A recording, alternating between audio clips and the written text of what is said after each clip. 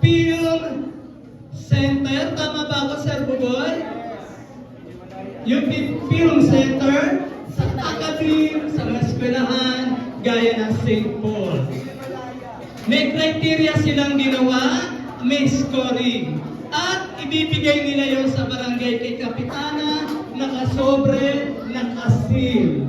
Kaya makakakita lamang ng mga score, si Kapitana, Sinimalaya pa pala. So, yun yung mga marunong sa film. So, ibibigay yun kay Kapitana, nakasil. At bubuksan lang yung envelope kung sino mga nagwagi sa gabi ng parangal sa August 30. Gagawin niya sa 3rd floor, pero malamang di natin ang kayang accommodate lahat.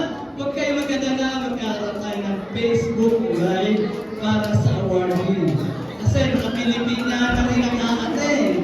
Eh baka